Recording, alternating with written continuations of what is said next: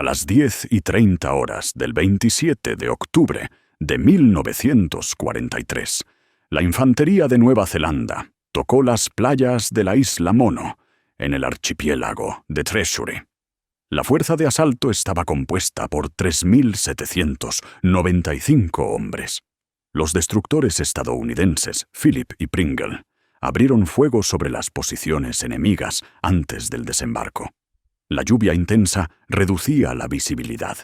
Los defensores japoneses, aunque esperaban avances estadounidenses a lo largo de la cadena de Islas Salomón, fueron sorprendidos por la hora exacta y la ubicación específica del ataque.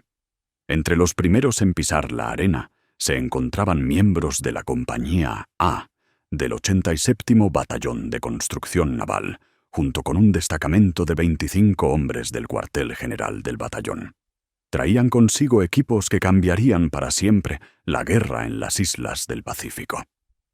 Bulldozers Caterpillar D8, modelos pesados de 20 toneladas con hojas de acero de 3 metros, diseñadas para mover tierra, despejar la jungla y construir carreteras, pintados de verde oliva.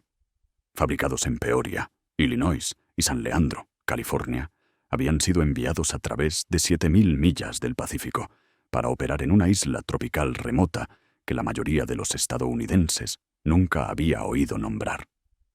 Los motores rugieron. El humo diésel se mezcló con la sal del mar y la humedad tropical. El sonido de la maquinaria pesada resonaba en un terreno que días antes solo conocía los ruidos de la jungla.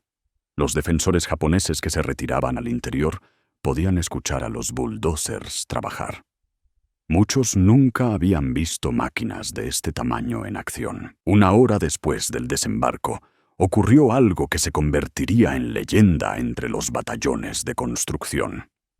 Aurelio Tasson, mecánico de segunda clase de Milford, Massachusetts, conducía su bulldozer desde la lancha de desembarco cuando su oficial al mando, el teniente Charles Turnbull, le informó que un búnker japonés estaba deteniendo el avance. La fortificación, hecha de troncos de coco y arena, tenía su ametralladora cubriendo toda la playa. Las tropas estadounidenses y neozelandesas estaban inmovilizadas. Tasson tomó una decisión. Elevó la hoja del bulldozer para usarla como escudo contra el fuego enemigo, rodeó la fortificación para acercarse por detrás y se lanzó directamente contra ella. Las balas rebotaban contra la hoja de acero. El teniente Turnbull le cubría con su carabina. Cuando Aurelio llegó a la posición enemiga, bajó la hoja y aplastó la estructura por completo, sepultando bajo toneladas de troncos, arena y coral a sus 12 ocupantes japoneses. La acción duró apenas minutos. El obstáculo en la playa fue eliminado y el avance continuó.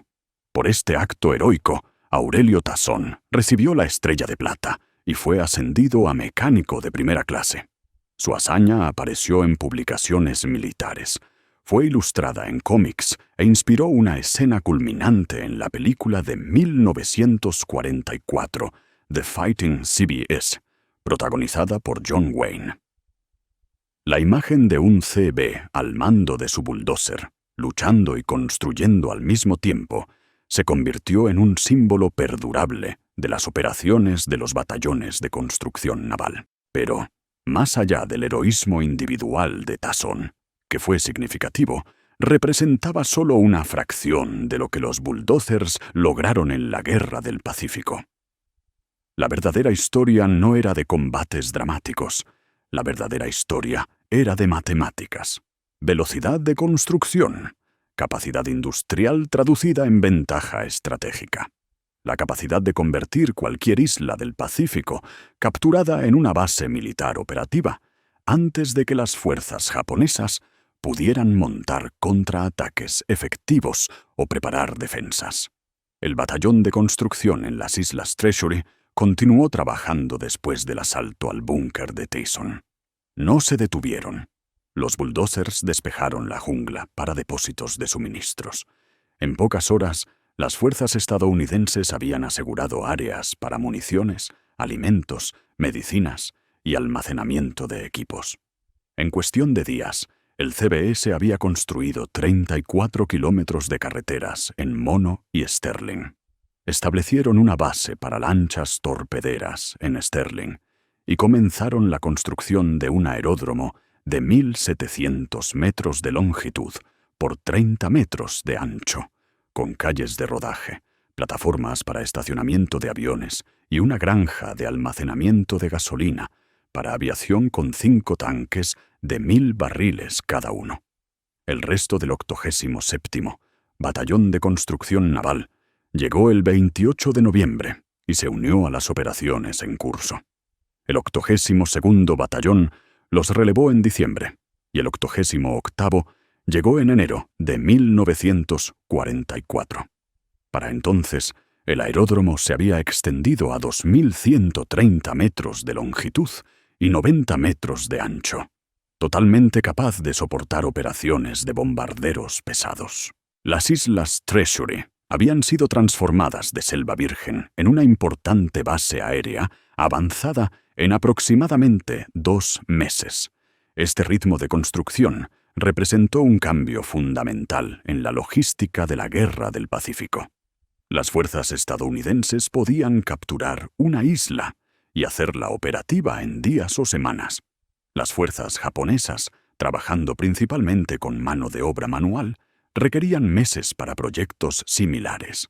La diferencia de tiempo generaba ventajas estratégicas en cascada en toda la campaña. Construir bases más rápido significaba un ritmo operativo más ágil. Un ritmo operativo más ágil significaba que las guarniciones japonesas tenían menos tiempo para preparar defensas. Menos tiempo de preparación significaba fortificaciones más débiles. Fortificaciones más débiles significaban victorias estadounidenses más rápidas. Victorias más rápidas significaban campañas más cortas. Campañas más cortas significaban menos bajas y menor gasto de recursos. Este ciclo se amplificaba con cada operación. Los bulldozers hicieron posible este ciclo. El almirante de flota William Halsey, quien comandó las operaciones principales en el Pacífico Sur durante toda la campaña de las Salomón, entendió su importancia estratégica. Después de la guerra, al preguntarle cuáles fueron los instrumentos y máquinas que ganaron la Guerra del Pacífico, su respuesta fue precisa y cuantificada. Submarinos primero, radar segundo, aviones tercero y bulldozers cuarto. Halsey colocó a los bulldozers por encima de los acorazados, los portaaviones, los cruceros, los destructores y cualquier otro buque de combate de superficie. Esta valoración provenía de un almirante que comandó fuerzas de portaaviones, dirigió enfrentamientos navales de superficie y supervisó desembarcos anfibios desde Guadalcanal hasta Filipinas y los ataques a las islas japonesas. Halsey había observado repetidamente a los batallones de construcción operar bajo condiciones de combate y comprendió que la capacidad estadounidense de construir infraestructura más rápido de lo que Japón podía destruirla representaba una ventaja estratégica decisiva. Estas máquinas, pintadas de verde oliva militar y con marcajes de identificación del Ejército de Estados Unidos, operadas por los batallones de construcción naval en las islas tropicales del Pacífico bajo condiciones de combate, representaban la capacidad industrial estadounidense traducida directamente en capacidad operativa militar. Demostraban que la guerra moderna dependía fundamentalmente de la producción industrial, la logística, la infraestructura y la habilidad sistemática para construir más rápido de lo que el enemigo podía destruir. Un solo bulldozer Caterpillar D8, operado por un CB experto, podía mover aproximadamente 300 metros cúbicos de tierra por hora en condiciones favorables. Esta cifra provenía de estimaciones oficiales de ingeniería del CB y análisis de construcción posteriores a la guerra. 300 metros cúbicos equivalen a unos 11.000 pies cúbicos de material. Mover ese mismo volumen usando solo herramientas manuales requeriría aproximadamente 300 trabajadores durante un día entero. La proporción de productividad era, por lo tanto, aproximadamente de 300 a 1. Un estadounidense operando un bulldozer lograba en 1 hora lo que 300 hombres con palas tardarían un día completo. Este ratio aparece en múltiples relatos históricos, análisis de ingeniería y estudios comparativos de métodos de construcción. Las cifras no eran exactas y las condiciones variaban significativamente, pero representaban una aproximación razonable de la ventaja industrial que ofrecía el equipo de construcción estadounidense. Las fuerzas japonesas carecían de equipo equivalente. La Armada Imperial japonesa organizó unidades de construcción llamadas Setsueti, formadas a partir de noviembre de 1941, principalmente por trabajadores semicualificados coreanos y taiwaneses, dirigidos por oficiales japoneses y supervisores civiles. Estas unidades nunca lograron más que una fracción mínima de la capacidad de un batallón de construcción estadounidense. Los comandantes japoneses esperaban que estas unidades realizaran tareas que requerían maquinaria pesada, pero simplemente no estaba disponible. La capacidad industrial japonesa durante la guerra se centraba casi exclusivamente en la producción de aviones, barcos y armas. El equipo de construcción recibía baja prioridad en la asignación de recursos y en los cronogramas de fabricación. Los pocos bulldozers y tractores que Japón poseía eran modelos civiles, normalmente requisados de plantaciones u operaciones comerciales, mal mantenidos, operando sin repuestos adecuados y frecuentemente averiándose bajo uso continuo en tiempo de guerra. Los registros históricos y análisis posteriores documentan ampliamente esta brecha. Las fuentes académicas sobre capacidades de ingeniería japonesas señalaron que los recursos eran trágicamente insuficientes cuando estalló la guerra. La maquinaria pesada, como los bulldozers, prácticamente no existía debido a severas limitaciones de equipo. Las unidades de ingenieros japoneses solían incluir gran cantidad de tropas laborales, usualmente coreanas, ubicadas en los escalones más bajos de la jerarquía militar japonesa.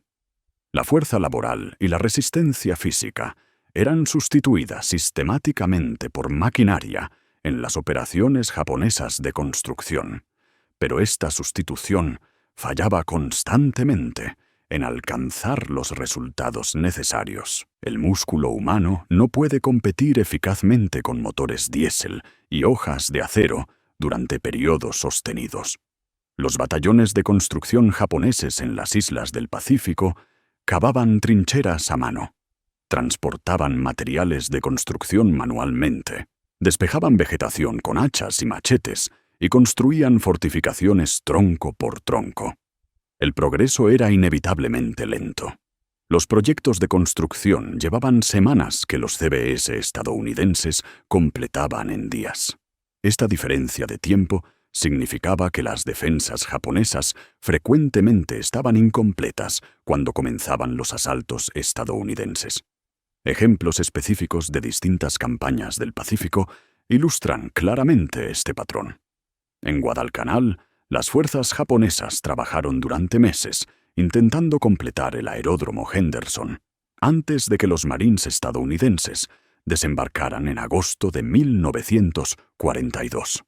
El aeródromo apenas era funcional cuando los marines lo capturaron. El 6º Batallón de Construcción Naval desembarcó con los marines y tuvo Henderson Field operativo para los cazas estadounidenses en cuestión de días, pese al bombardeo japonés constante. La velocidad de construcción sorprendió a los comandantes japoneses, que habían dedicado meses al mismo proyecto con resultados mucho más limitados. En Espíritu Santo, cerca de Guadalcanal, los CBS necesitaron solo 20 días para abrir un aeródromo completo de 1.800 metros desde la Jungla Virgen. Esta rapidez permitió que los aviones estadounidenses apoyaran la campaña de Guadalcanal y atacaran posiciones japonesas en toda la cadena de islas Salomón. Mientras tanto, las fuerzas japonesas en islas cercanas aún trabajaban en sus propios proyectos de aeródromo, semanas o meses después, con resultados incompletos. En la isla Bangunu, del grupo New Georgia, el 47º Batallón de Construcción Naval desembarcó con los marines el 30 de junio de 1943. Para las 15 horas de la misma tarde, la cabeza de playa estaba lo suficientemente asegurada para que los CBS comenzaran la construcción de un aeródromo para cazas. Colinas fueron voladas y niveladas, barrancos rellenados y pavimentados con coral triturado. 9 días después del desembarco inicial, los primeros aviones estadounidenses aterrizaron en la pista terminada. Para el 18 de julio, menos de 3 semanas después del asalto, una pista de 1000 metros acomodaba un escuadrón completo de cazas, con todas las instalaciones de apoyo. En Tarawa, atolón de las Islas Gilbert, en noviembre de 1943, ocurrió una de las batallas más brutales de la Guerra del Pacífico. Los marines estadounidenses sufrieron casi 1000 muertos en combates cuerpo a cuerpo, intensos que duraron 3 días. A pesar de la resistencia feroz, los CBS desembarcados con los marines lograron poner en funcionamiento el aeródromo japonés, dañado solo 15 horas después de asegurada la isla. 15 horas desde el cese del combate hasta un aeródromo operativo. Una línea de tiempo apenas comprensible para planificadores acostumbrados a proyectos de construcción, medidos en semanas o meses. En Saipán, la invasión comenzó el 15 de junio de 1944. Los marines capturaron el aeródromo Saito, la principal pista japonesa en la isla. El 25º Batallón de Construcción Naval y el 2º Batallón Especial comenzaron el trabajo de inmediato, incluso mientras continuaba el combate en otras partes de la isla. Rellenaron cráteres de bombas, retiraron escombros y metralla, nivelaron y compactaron la superficie de la pista, deteniéndose solo cuando era necesario para defenderse de contraataques japoneses. En 4 días, el aeródromo estaba operativo. Menos de una semana después, los aviones estadounidenses volaban misiones desde Saipán. Semanas después, Saipán alojaba bombarderos B-29 Superfortress, realizando ataques estratégicos contra objetivos en Filipinas y, eventualmente, en las islas japonesas. Este patrón de construcción extremadamente rápida, tras operaciones de combate, se repitió con notable consistencia a lo largo de toda la campaña del Pacífico. Cada operación mayor siguió la misma secuencia fundamental de eventos y cronogramas de construcción similares. En Kwajalein, Islas Marshall, las fuerzas estadounidenses desembarcaron el 31 de enero de 1944. El asalto requirió coordinación compleja entre varias fuerzas de desembarco a través de varios islotes del atolón. Los CBS acompañaron las olas de asalto. Días después de asegurar posiciones clave, los batallones de construcción habían establecido instalaciones de aeródromo y operaciones portuarias completamente funcionales. Kwajalein se transformó rápidamente en un importante puerto y base aérea que soportaría operaciones posteriores en territorio japonés. En Eniwetok, atolón capturado en febrero de 1944, los CBS nuevamente demostraron velocidad extraordinaria de construcción. A pesar de la ubicación remota y la infraestructura limitada existente, las fuerzas estadounidenses crearon instalaciones completas en semanas. Este patrón continuó, demostrando que las fuerzas estadounidenses podían proyectar poder a través de vastas distancias del Pacífico, en parte porque podían crear rápidamente la infraestructura necesaria para sostener operaciones continuas. En Guam, el combate comenzó el 21 de julio de 1944, cuando la Tercera División de Marines y la Primera Brigada de Marines desembarcaron. El 25º Batallón de Construcción Naval y el 2º Batallón Especial aterrizaron con las fuerzas de asalto. Los CBS comenzaron inmediatamente operaciones críticas de descarga, transfiriendo suministros y equipos directamente a playas aún bajo combate. Durante 3 semanas de intensos combates en la isla, los CBS simultáneamente trabajaron en proyectos de construcción. Tras la captura de la isla, el ritmo se aceleró dramáticamente. Guam fue transformada sistemáticamente en la sede avanzada de la Flota del Pacífico de Estados Unidos, un importante aeródromo para bombarderos B-29 y un enorme centro logístico de operaciones de guerra.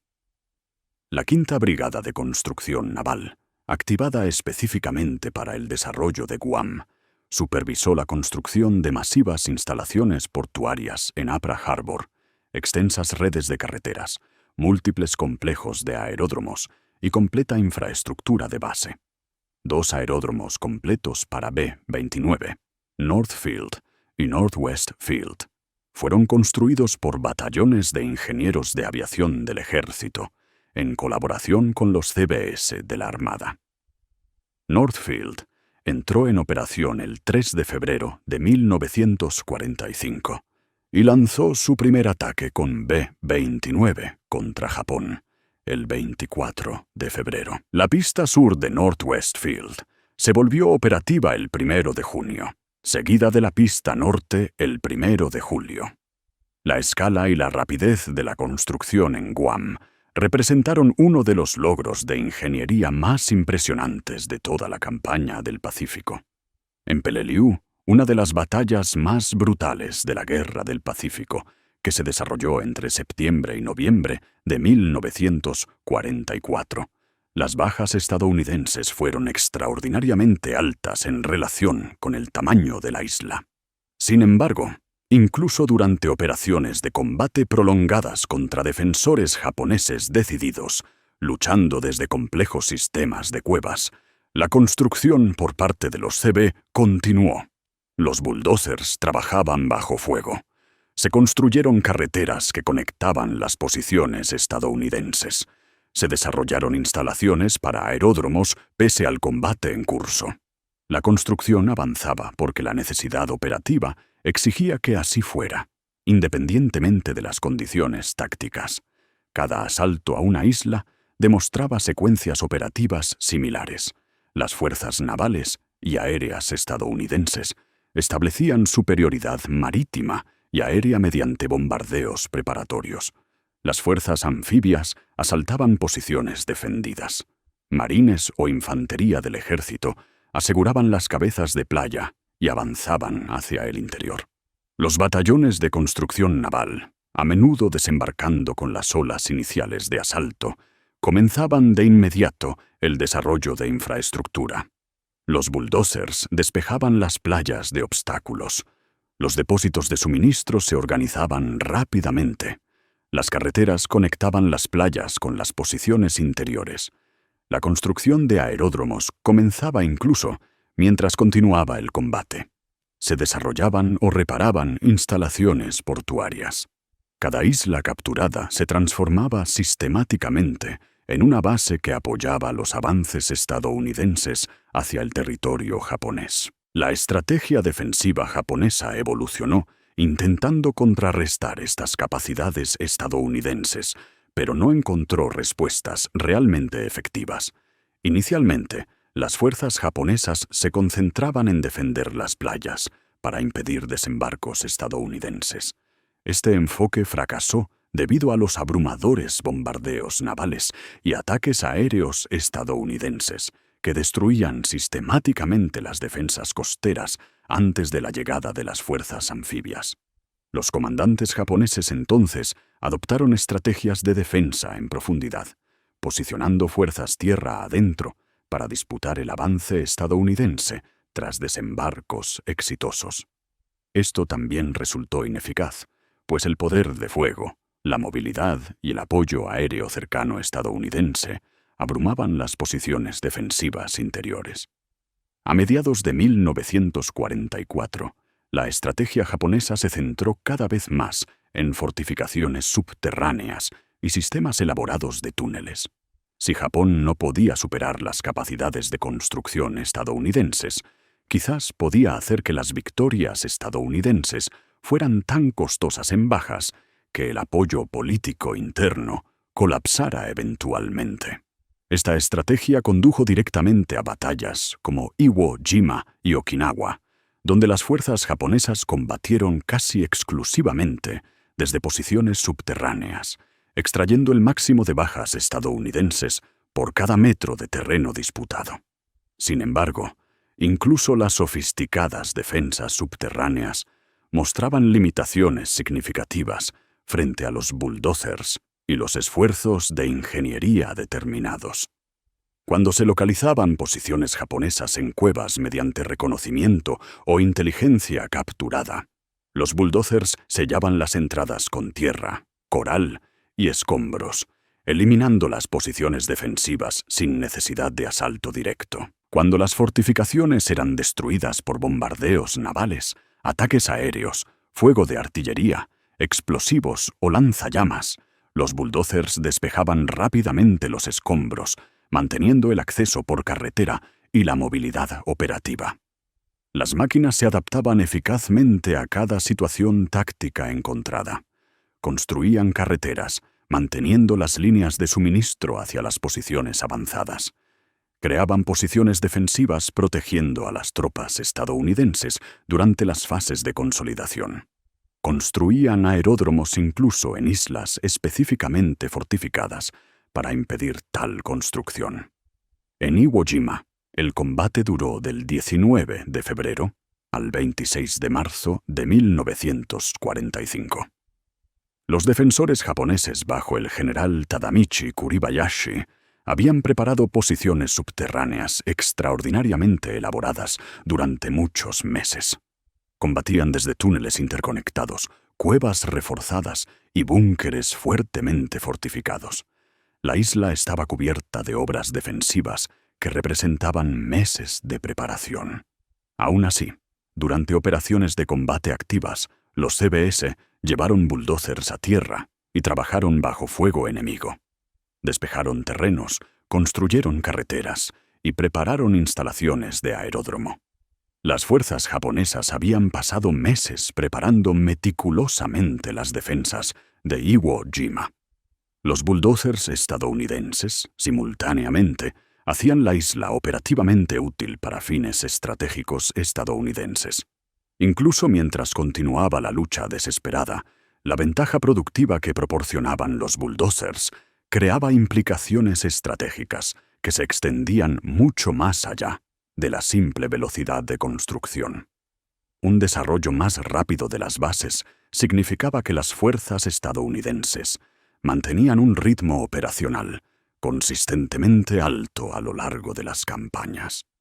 Cada asalto exitoso a una isla conducía mucho más rápido a operaciones subsiguientes. Las fuerzas japonesas, en consecuencia, tenían menos tiempo para preparar defensas, menos tiempo para reforzar posiciones amenazadas, menos tiempo para adaptarse táctica o estratégicamente a situaciones cambiantes.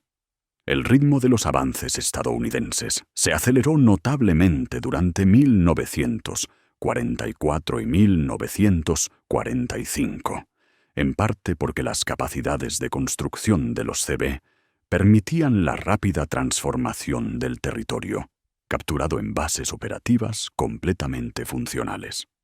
Algunos comandantes japoneses y analistas de inteligencia reconocieron lo que representaba el equipo de construcción estadounidense en términos estratégicos.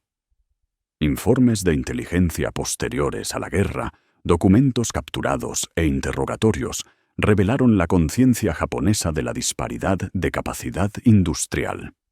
El vicealmirante Shigeru Fuku escribió después de la guerra que las capacidades de construcción estadounidenses fueron uno de los factores más significativos que contribuyeron a la derrota de Japón.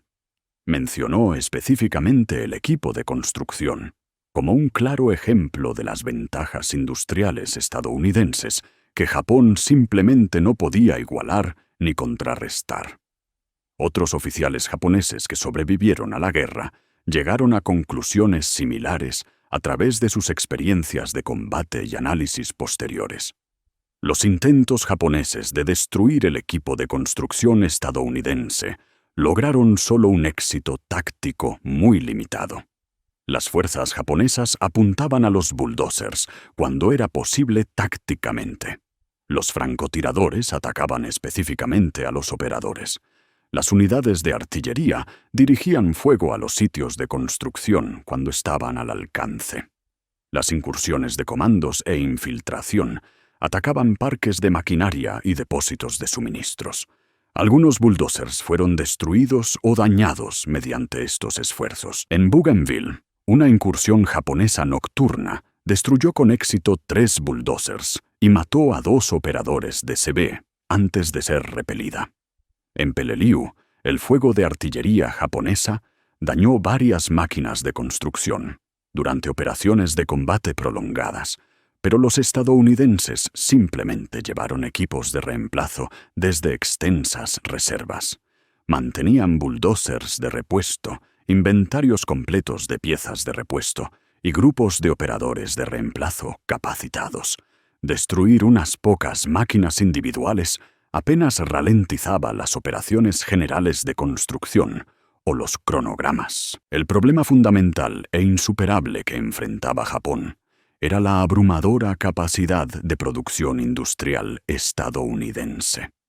Estados Unidos fabricó miles de bulldozers y tractores de orugas durante la Segunda Guerra Mundial. La Caterpillar Tractor Company produjo 56.036 tractores de orugas de todos los tipos de modelos entre 1941 y 1945. La empresa aseguró contratos de guerra por más de $570 millones. La producción era continua, en expansión y priorizada. International Harvester, Allis-Chalmers y otros fabricantes estadounidenses añadieron miles de máquinas adicionales a las cifras totales de producción.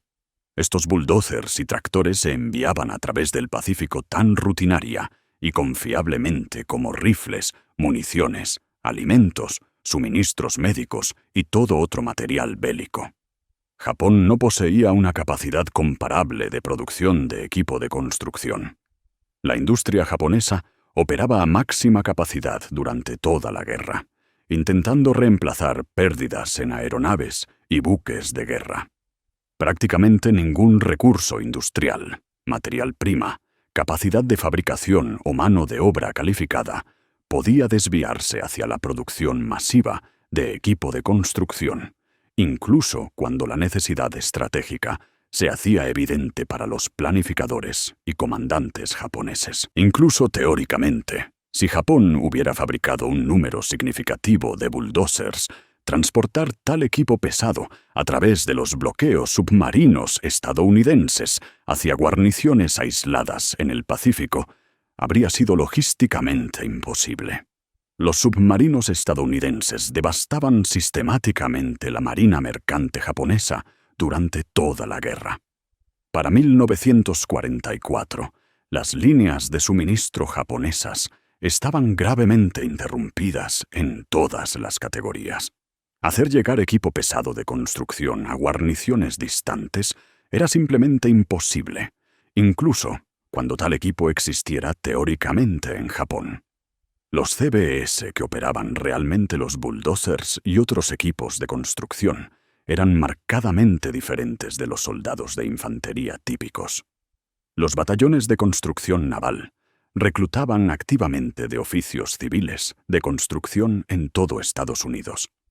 Muchos CBS poseían experiencia profesional extensa como operadores de maquinaria, carpinteros, soldadores, mecánicos de equipo pesado, ingenieros y capataces de construcción antes de su servicio militar. Los requisitos normales de edad militar fueron deliberadamente flexibilizados hasta los 50 años para reclutar a estos experimentados profesionales. Algunos hombres de más de 60 años lograron alistarse ocultando su verdadera edad. La edad promedio de los primeros reclutas de los CB era de 37 años, considerablemente mayor que la de las formaciones de infantería. Esta fuerza laboral más madura y profesional proporcionó enormes ventajas prácticas en operaciones de construcción. No eran adolescentes aprendiendo a manejar maquinaria desde cero, sino expertos con experiencia previa en bulldozers, niveladoras, excavadoras y otros equipos pesados en proyectos civiles de gran envergadura. Estos hombres comprendían a fondo la ingeniería del movimiento de tierras, técnicas de nivelación, drenaje, construcción de carreteras y preparación de cimientos. Cuando los CB llegaban a islas del Pacífico con maquinaria de construcción, aplicaban inmediatamente años de experiencia profesional a exigencias militares bajo condiciones de combate. Orurelio Tasson, que destruyó un búnker japonés en las Islas Treasury y recibió la Estrella de Plata, tenía 38 años y había trabajado extensamente en la construcción. Su manejo del bulldozer no fue improvisación o suerte, sino aplicación inteligente de su experiencia técnica a un problema táctico inmediato. Conocía las capacidades y límites de su máquina, cómo usar la pala como escudo protector y cómo maniobrar en terrenos difíciles bajo estrés de combate. Su Estrella de Plata reconoció tanto su valor personal como su competencia profesional. La formación de los CB combinaba instrucción de combate y educación en oficios de construcción en programas integrados. Camp Endicott en Davisville, Rhode Island, fue el principal centro de entrenamiento en la región atlántica, mientras que Camp Peary en Virginia proporcionó capacidad adicional. Camp Huanim en California, luego renombrado Port Huanim, se convirtió en el centro principal de entrenamiento y despliegue hacia el Pacífico. Allí los CB aprendían habilidades de combate básicas impartidas por instructores del Cuerpo de Marines, incluyendo manejo de armas, tácticas de pequeñas unidades, posiciones defensivas, seguridad perimetral y procedimientos de combate. El entrenamiento era realista y exigente, reflejando la necesidad de capacidades de combate auténticas. Simultáneamente, los CB asistían a decenas de escuelas vocacionales especializadas en operación de maquinaria y oficios de construcción. Camp Endicott contaba con aproximadamente 45 escuelas vocacionales que cubrían prácticamente todas las especialidades necesarias para las operaciones en el Pacífico. Manejo y mantenimiento de bulldozers, técnicas de nivelación de carreteras, construcción de aeródromos, pilotaje de pilotes, soldadura, encofrado y vertido de concreto, carpintería, plomería, electricidad, reparación de motores diésel, mantenimiento de equipos pesados, topografía, dibujo técnico y decenas de habilidades técnicas más. Muchos cursos duraban semanas, proporcionando una formación técnica integral y adaptada a la realidad operacional. Los CB debían desplegarse en islas remotas con líneas de suministro limitadas y apoyo externo mínimo. Tenían que construir bases completas desde la selva, usando los materiales y equipos que llevaban consigo. Mantener y reparar maquinaria bajo condiciones primitivas, improvisar soluciones y defender los sitios de construcción cuando eran atacados. Esta doble misión de combate y construcción creó una dinámica única dentro de los batallones de construcción naval. Los CB eran unidades militares organizadas con disciplina y estructuras de mando, pero también organizaciones de construcción profesional, dirigidas por hombres con vasta experiencia civil. Los comandantes de batallón eran generalmente oficiales del Cuerpo de Ingenieros Civiles, con formación en ingeniería y experiencia en construcción. Los comandantes de compañía y líderes de pelotón a menudo contaban con años de experiencia supervisando proyectos civiles. Esta combinación de organización militar y experiencia civil produjo unidades híbridas altamente efectivas. Los CB sufrieron bajas tanto por acción enemiga como por riesgos inherentes a la construcción. Las bajas en combate provinieron de ataques japoneses, de la lucha como infantería cuando sus posiciones fueron sobrepasadas y del apoyo a operaciones de infantería o marina. Las bajas por accidentes de construcción incluyeron accidentes con maquinaria, colapsos estructurales, explosiones, ahogamientos durante obras subacuáticas y otros peligros inherentes a trabajos de gran escala en condiciones primitivas. Aproximadamente 500 CB murieron en acción o por heridas de combate. Varios miles resultaron heridos, y cientos más murieron por accidentes de construcción o enfermedades tropicales, con miles adicionales lesionados. Los honores obtenidos reflejaron tanto valentía en combate como logros constructivos. 33 CB recibieron la Estrella de Plata, 5 la Cruz Naval, cientos la Estrella de Bronce y miles la Medalla de Corazón Púrpura. Muchos más recibieron reconocimientos por trabajos de construcción excepcionales, bajo condiciones extremadamente difíciles, mostrando que los CB construían y luchaban simultáneamente. Operar maquinaria pesada en condiciones tropicales y en terrenos desconocidos presentaba riesgos serios, incluso sin fuego enemigo. Bulldozers podían volcarse en pendientes, operadores encontraban obstáculos ocultos y terrenos inestables, y la construcción en zonas de combate significaba trabajar sin precauciones civiles de seguridad. A pesar de las bajas, el trabajo continuaba sin pausa debido a su importancia estratégica. Al final de la Segunda Guerra Mundial, los CB habían realizado proyectos de construcción de asombroso alcance y escala en todo el Pacífico. Más de 400 bases de diversos tamaños, desde pequeños puntos de suministro y bases de lanchas torpederas, hasta complejos gigantes como los de Guam y las Marianas, capaces de sostener flotas y fuerzas aéreas completas. Construyeron o repararon más de 100 aeródromos, desde pistas simples de 3.000 a 4.000 pies para cazas, hasta enormes complejos para bombarderos pesados, con múltiples pistas de más de 8.000 pies, sistemas de rodaje, plataformas para cientos de aviones, hangares, depósitos de combustible y municiones, y completa infraestructura de apoyo. Crearon redes de carreteras que sumaban miles de millas, conectando playas con posiciones interiores, aeródromos con puertos y depósitos de suministro con zonas de combate, fundamentales para la logística estadounidense. Construir carreteras en entornos tropicales implicaba retos enormes. Lluvias torrenciales convertían caminos inadecuados en barro imposible de transitar. Técnicas de drenaje, nivelación y pavimentación desarrolladas con experiencia profesional aseguraban carreteras confiables bajo tráfico pesado y condiciones adversas.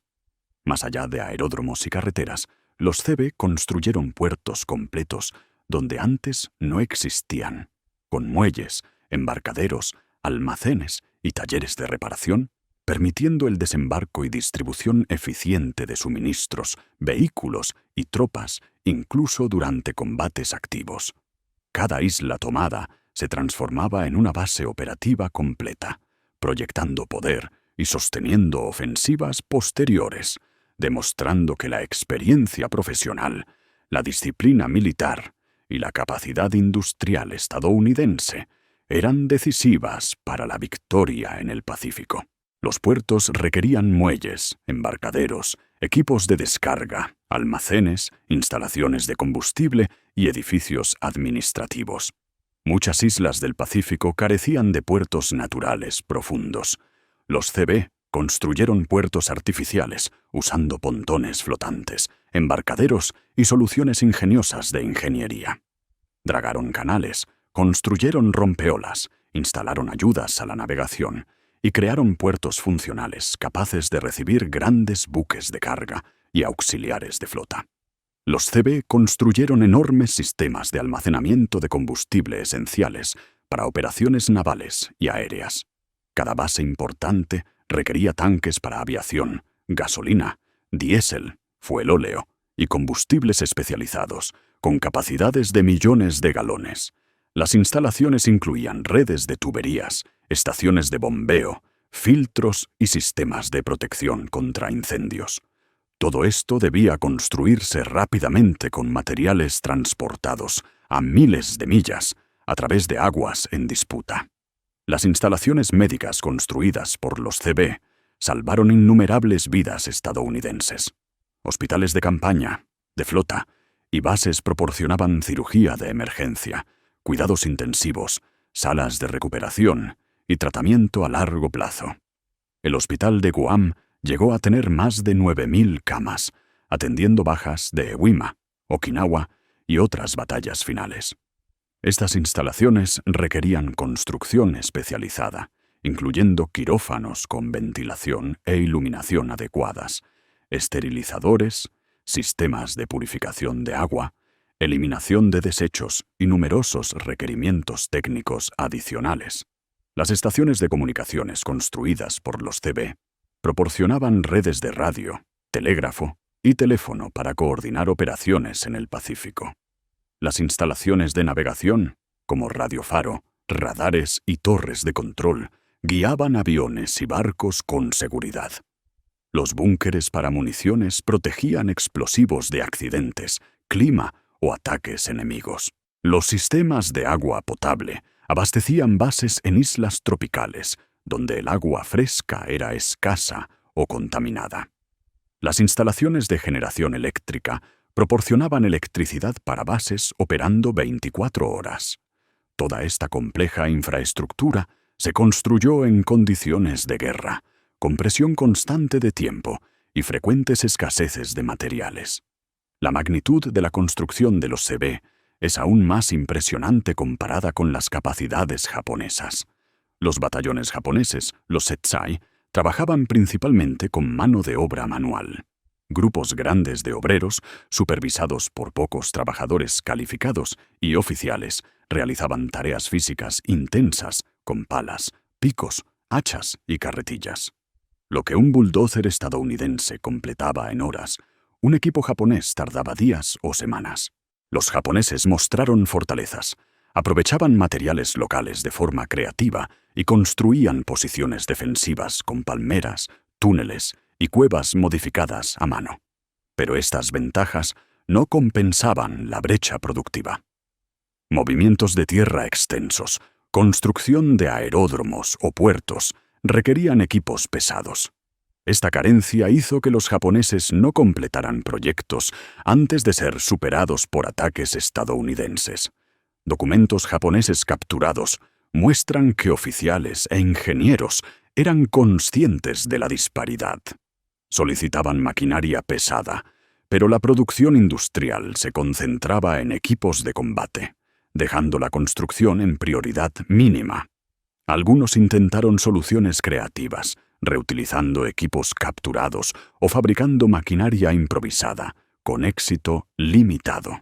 Ninguna de estas medidas cerró la brecha productiva de manera estratégica. Esta diferencia de productividad tuvo efectos acumulativos. Las fuerzas estadounidenses avanzaban más rápido porque podían construir infraestructura de apoyo más rápido. Menor tiempo de preparación japonesa significaba defensas más débiles, lo que resultaba en victorias estadounidenses más rápidas, acelerando el ritmo general de la campaña. Los planificadores japoneses lo reconocían, pero no tenían respuestas efectivas. La doctrina defensiva evolucionó hacia fortificaciones subterráneas, túneles y tácticas de último recurso, buscando incrementar bajas estadounidenses, aunque no podía evitar la victoria estadounidense, que dependía de superioridad material sistemática. En el último año de la guerra, la construcción de los CB alcanzó su máxima escala y sofisticación.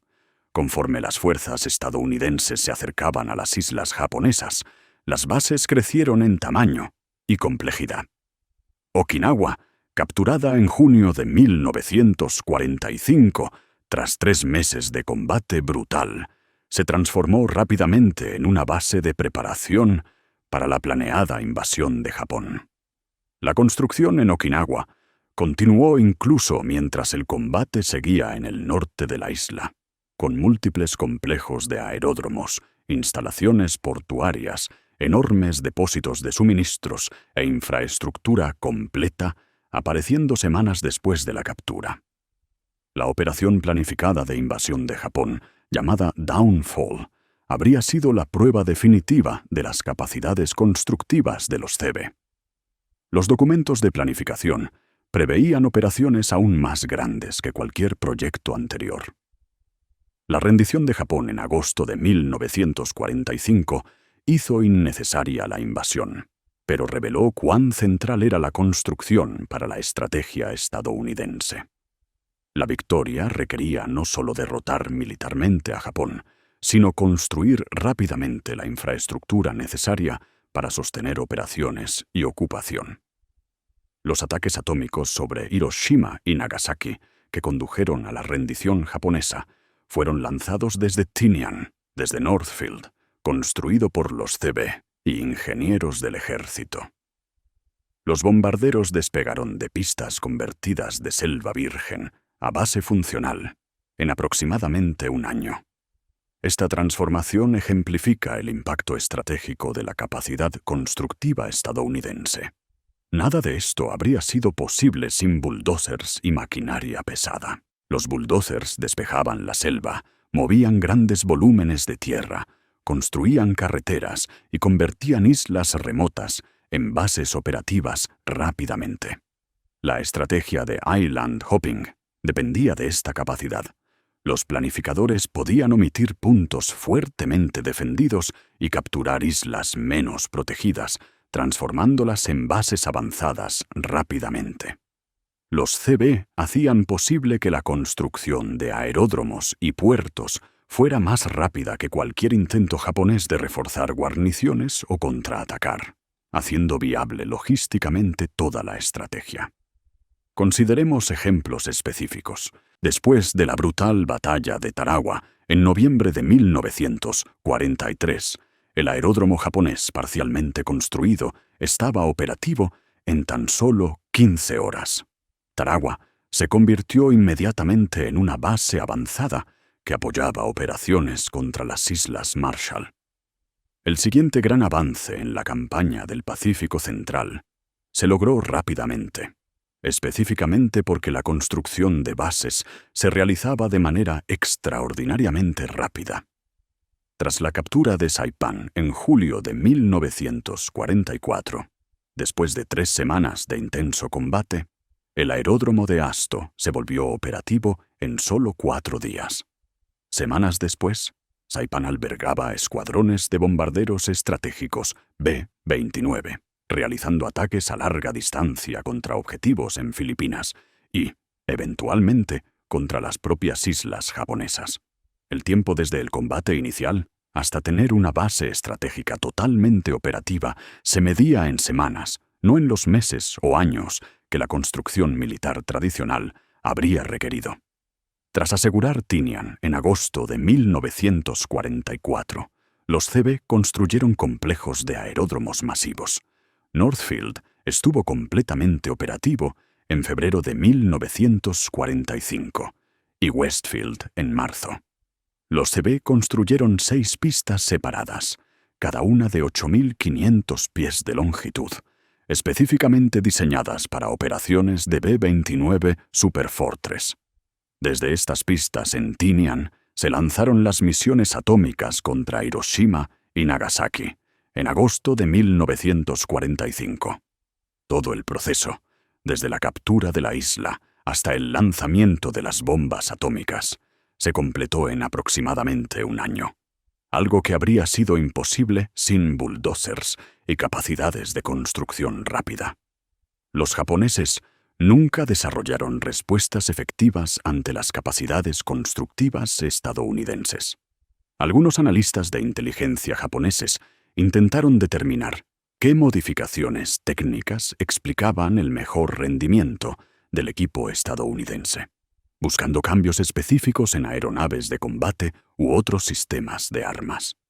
Pero el cambio decisivo no estaba en el equipo de combate, sino en el equipo de construcción.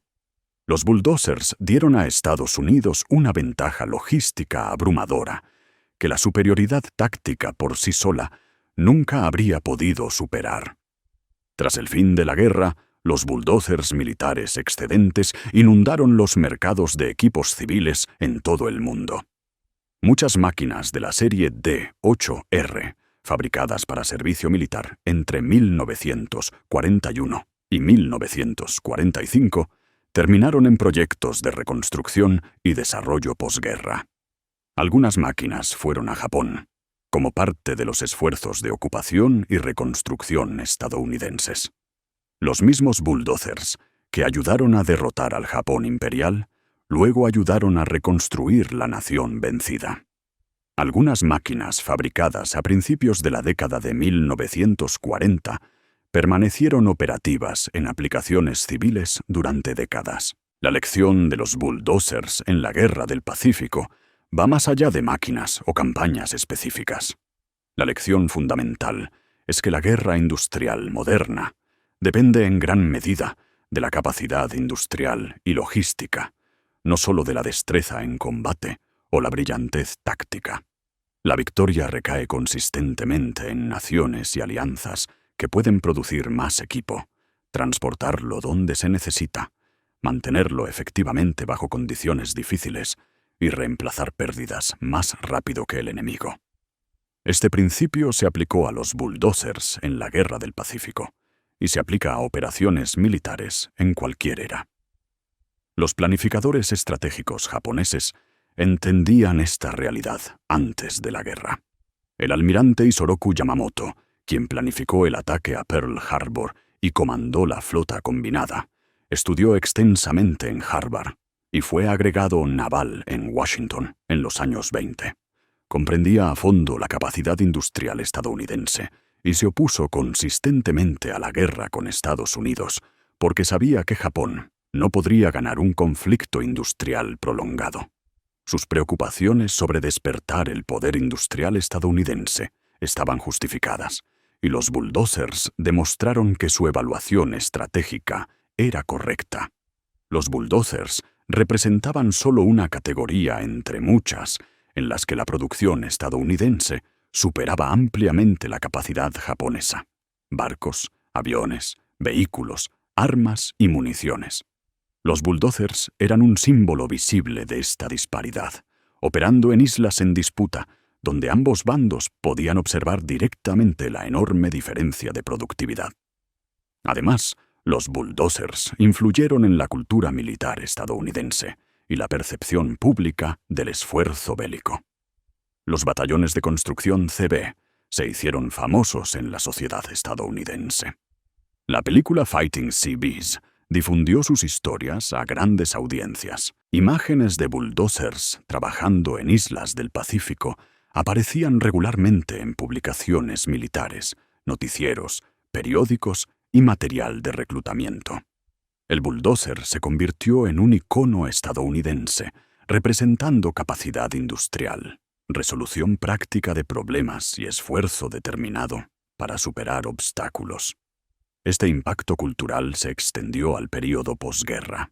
Muchos veteranos que operaron bulldozers en zonas de combate regresaron con habilidades valiosas, ingresando a la industria de la construcción civil. El sistema de autopistas interestatales de los años 50 y 60 utilizó técnicas, equipos y métodos organizativos desarrollados y probados durante la Segunda Guerra Mundial. Los bulldozers siguieron siendo centrales en la construcción estadounidense, tanto militar como civil. Hoy, Caterpillar continúa fabricando el modelo D8 en versiones modernas, con motores diésel turboalimentados, sistemas de control computadorizados, tecnología GPS y sofisticados sistemas hidráulicos. Su peso operativo supera las 80.000 libras y la potencia del motor más de 360 caballos de fuerza. Sin embargo, el concepto fundamental sigue siendo el mismo que en los años 40. Un tractor de orugas pesado, equipado con una hoja de acero, diseñada para mover tierra de manera eficiente, bajo condiciones difíciles. Varios museos preservan bulldozers Caterpillar D8 de la Segunda Guerra Mundial como artefactos históricos. El Museo CB de la Armada, en Port Hueneme, California, exhibe múltiples ejemplos de equipos usados en operaciones del Pacífico. Otros museos militares e industriales mantienen exposiciones similares. Estas máquinas, cuidadosamente preservadas, representan conexiones físicas tangibles con la guerra y el papel crucial del equipo de construcción en la victoria final. Las lecciones estratégicas siguen siendo relevantes. Las fuerzas militares modernas dependen en gran medida de capacidades logísticas y construcción rápida. Unidades de ingeniería, batallones de construcción y equipos de asuntos civiles desempeñan roles operacionales similares a los CB de la Segunda Guerra Mundial. El equipo es mucho más sofisticado, pero los principios fundamentales perduran. La capacidad de construir infraestructura rápidamente en entornos hostiles proporciona ventajas decisivas en cualquier conflicto. Los bulldozers del Pacífico demostraron estas lecciones con claridad excepcional.